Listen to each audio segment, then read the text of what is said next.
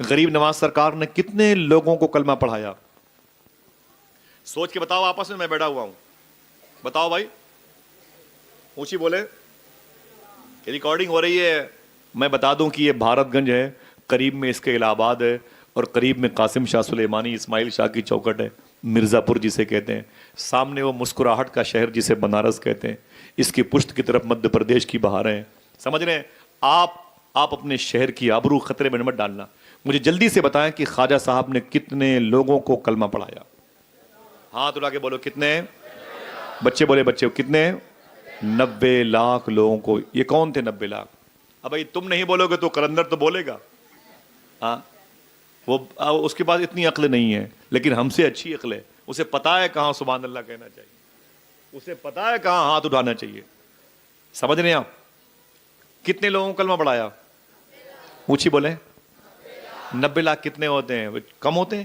وہ اتنے ہوتے ہیں؟ ہم تو 90 لاکھ 9 آدمی کو آج تک مسواک کا طریقہ نہ بتا پائے۔ ہم جہاں پر بیٹھے اگر کوئی نمازی ہو تو بے نمازی ہو جاتا ہے، ہم جہاں پر بیٹھتے اگر کوئی حلال کھانے والا ہو تو حرام کھانے لگتا ہے۔ یہ ہماری بری صحبت ہے۔ ہم جہاں پر بیٹھے دوسروں کی بہن بیٹیاں ہماری نگاہوں میں عیاش معلوم ہوتی، ہمارے پیروں کی وجہ سے گھروں میں بے برکتی پیدا ہو جاتی، ہم جدھر دیکھ لیتے ہیں ادھر بیماریاں پیدا ہوتی۔ خواجہ صاحب نے جدھر دیکھ لیا ادھر شفا کی بارش ہونے لگی۔ کتنے لوگوں کو کلمہ پڑھایا؟ 90 لاکھ۔ کیسے پڑھاتے تھے کلمہ؟ وہ AK-47 رائفل لائے تھے، کس بیس پر؟ AK-47 رائفل تو تب بنی ہی نہیں تھی بھائی، اسے بنایا کس نے؟ میں پرسوں یوٹیوب میں دیکھ رہا تھا، بہت دن کی بات نہیں ہے، ابھی ماضی قریب کی بات ہے۔ غریب نواز تلوار لے کے آئے تھے؟ نا، میں تمامی ہندو مسلمانوں سے گزارش کروں گا، سنیں آپ، خواجہ صاحب نے 90 لاکھ لوگوں کو حضور کا غلام بنایا۔ بتاؤں کیسے بنایا؟ بتاؤں بھائی؟ ہاں، اسے دوسروں تک پہنچائیں گے انشاءاللہ۔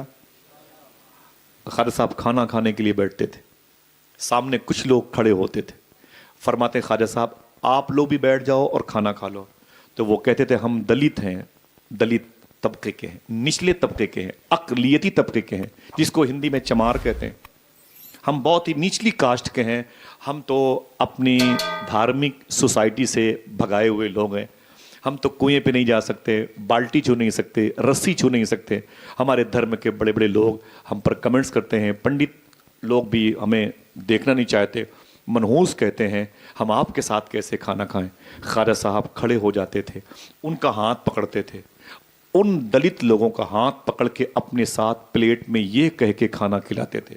دیکھنا کون کون سبحان اللہ کہتا ہے، یہ کہہ کے کھانا کھلاتے تھے، جس خدا نے مجھے پیدا کیا اسی خدا نے تجھے پیدا کیا۔ آئے ریاض بھائی، بہت بڑی بات ہے یہ، کاش ہمیں اسلام سمجھ میں آ جائے۔ ہاں، ہم جہاں گئے وہاں بدتمیزی کی، اپنی ہی بہنوں کو نقاب میں دیکھا نا تو اس کی طرف بری نظر ڈال دی۔ ہاں، سمجھ رہے ہیں آپ؟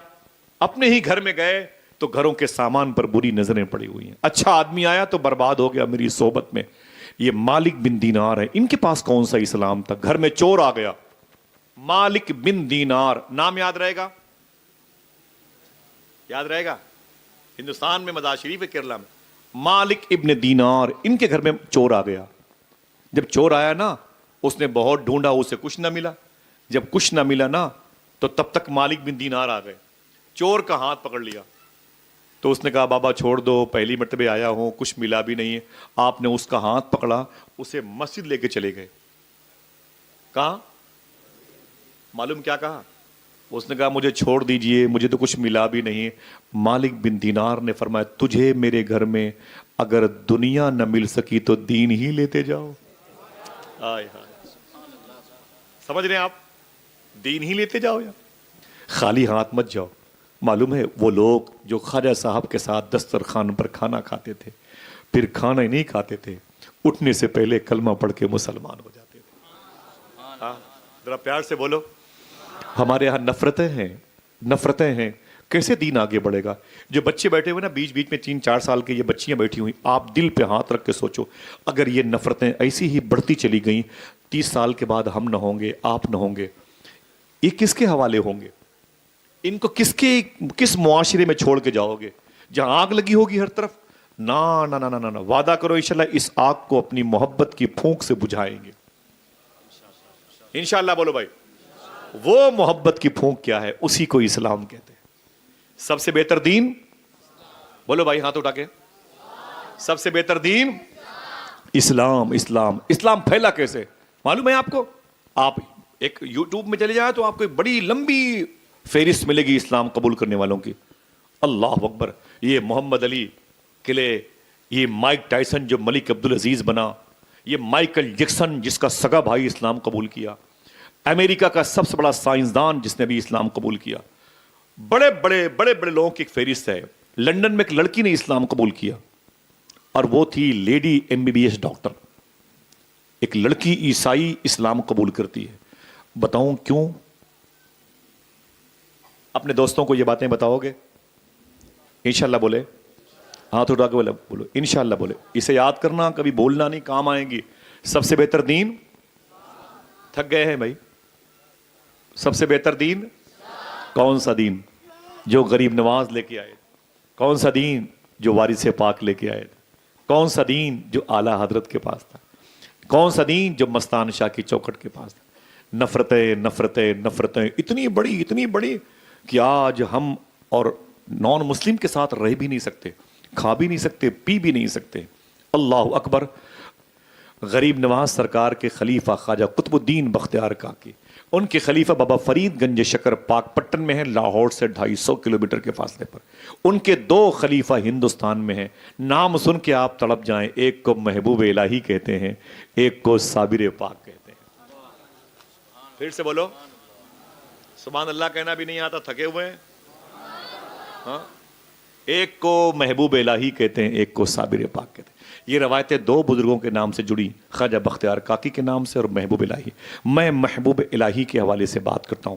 ہاتھ اٹھائیں، وعدہ کریں کل کسی نہ کسی کو یہ باتیں بتاؤ گے انشاءاللہ. انشاءاللہ. دل سے بولو، دل سے بولو. بڑی ضرورت ہے، صحیح اسلام سمجھو اور اسے لانچ کرو انشاءاللہ. ہاں، آپ کی ذمہ داری بنتی ہے. آپ یہ عرس ہوتا کس لیے؟ تاکہ ہم 2 گھنٹے بیٹھ کے دین سیکھیں، دین سیکھیں. یہ خواجہ محبوب الہی ہیں. کہیں قطب الدین بختیار کاکی کا نام لیا گیا. معلوم ہے آپ کو ریکارڈنگ میں بھی نام تبدیل ہوں گے کئی لوگوں کے.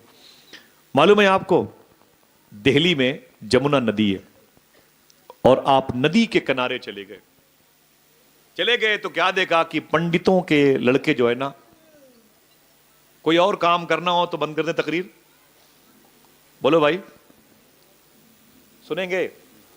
ہاں، پنڈتوں کے لڑکے جوان تھے، لوگوں کو نہلا رہے تھے، اشنان کرا رہے تھے. تو محبوب الہی نے دیکھا کہ ایک بوڑھا انسان ہے اکیلے بیٹھا افسوس میں. آپ نے اس سے پوچھا کہ بابا ادھر کیا کر رہے ہو؟ بولے ہم بھی لوگوں کو نہلاتے ہیں، اشنان کراتے ہیں اور اس کے بدلے پیسے ملتے ہیں. تو سرکار محبوب الہی نے فرمایا کہ پھر کسی کو آپ نہلا نہیں رہے؟ اس بوڑھے نے کہا ہم سے کوئی اب نہاتا نہیں، میں بوڑھا ہو گیا، اب میرے ہاتھ کانپتے ہیں برتن کو اٹھانے میں. پانی کے مٹکی کو بھر کے اٹھاتا ہوں تو ہاتھ کانپتے ہیں، اس لیے کوئی مجھ سے نہاتا نہیں. میرے گھر کے چولہے نہیں جلتے، میرے گھر میں غریبی آ گئی، میرے گھر کے بچے بھوکے رہتے ہیں. محبوب الہی واپس اپنی خانقاہ میں آئے، اپنا حلیہ بدلا اور بدل کے جمنا ندی کنارے گئے اس پنڈت جی کے پاس اور فرمایا بابا مجھے اشنان کرنا ہے، بابا مجھے اشنان کرنا ہے. تو اس پنڈت جی نے محبوب الہی کو نہلایا. بولے کتنے پیسے ہوئے؟ مثال کے طور پر کہا 5 روپے. تو آپ نے اسے 10 روپے دیے. کتنے ہوئے تھے اور دیے کتنے تھے؟ آپ ہوتے تو 2 روپے میں، نہیں تو اتنی ہانکی ماروں گا دماغ خراب ہو جائے. ہم ہوتے تو وہ بھی ادھار کر دیتے. یہ ہماری ذہنیت ہے. مسلمانوں کے محلے میں رکشے والوں کو گالیاں دی جاتی ہیں. اور دین پھیلائیں گے آپ، دین پھیلائیں گے آپ. ہم دین پھیلائیں گے. ہمیں تو تمیز نہیں چلنے کی، شور نہیں ہے کہ کیسے کھایا جائے. اللہ اکبر. اپنی آپ بات کرتے ہیں، ہم اور آپ دونوں مل کے گھر کی بات کرتے ہیں. معاف کرنا. محبوب الہی سرکار نے معلوم ہے کیا کیا؟ اسے 10 روپے دیے، چلے آئے. پھر گئے دوسرے دن، پھر آپ نے وہاں نہایا اور نہانے کے بعد کتنے پیسے؟ کہا 5 روپے. آپ نے اسے اس دن 15 روپے دیے. اس نے کہا بابا زیادہ ہے. کہا رکھ لو. ایسے روز آتے رہے، روز نہاتے رہے. 5 کی جگہ پہ 10 15 20 10 15 20 دیتے رہے. سمجھ رہے ہیں؟ ایک دن محبوب الہی اپنی خانقاہ کے اندر بیٹھے تھے, وہی پنڈت آپ کے گھر کے قریب سے گزرا. مسلمانوں کی بڑی بھیڑ دیکھی تو اس نے کیا کہا؟ اس نے کہا کہ بھائی آپ لوگ اتنی بھیڑ کیوں لگائے ہوئے ہیں؟ تو لوگوں نے کہا کہ پنڈت جی ہمارے بابا, ہمارے جو دھارمک گرو ہیں, وہ ان کی خانقاہ ہے, ہم ان کی زیارت کو درشن کو آئے ہوئے ہیں. پنڈت جی نے کہا اگر کہو تو ہم بھی ان کا درشن کر لیں. کہا بالکل کر لو, یہ رحمت کا ہے دروازہ, یہاں تالا نہیں لگتا, کھلا رہتا ہے 5 وقت میں خانہ محمد کا. آ جاؤ. جب معلوم ہے آپ کو, جب وہ پنڈت جی قریب آئے تو محبوب الہی کو دیکھا تو بیٹھے ہوئے تھے چٹائی پر, اور پنڈت جی کی تو آنکھیں پڑ گئیں. یوں دیکھا, بولے او آپ وہی ہے جو روزانہ میرے یہاں اشنان کرنے آتے تھے؟ سرکار محبوب الہی نے فرمایا ہاں میں وہی ہوں جو روزانہ آپ کے یہاں نہانے آتا تھا. کہا آپ تو اپنی مذہب کے دھارمک گرو معلوم ہوتے, اتنے مہان, اتنے لوگ آپ کے قریب ہیں, اور آپ میرے ہاں کیوں نہاتے تھے؟ تو سرکار محبوب الہی رونے لگے. آپ نے فرمایا تھا بات یہ ہے کہ تو نے مجھ سے پہلے دن کہا تھا کہ میری بڑھاپے کی وجہ سے میرے گھر میں چولہے نہیں جلتے, میری بچیاں میرے بچے بھوکے سوتے ہیں, تو میں نے اپنا حلیہ بدل کر کے تیرے گھر کا چولہا جلانے کے لیے اشنان کرنے جاتا تھا. میں نے بہت دھیمی سے بات کہی ہے تاکہ آپ یاد کر لیں. آپ سمجھ گئے؟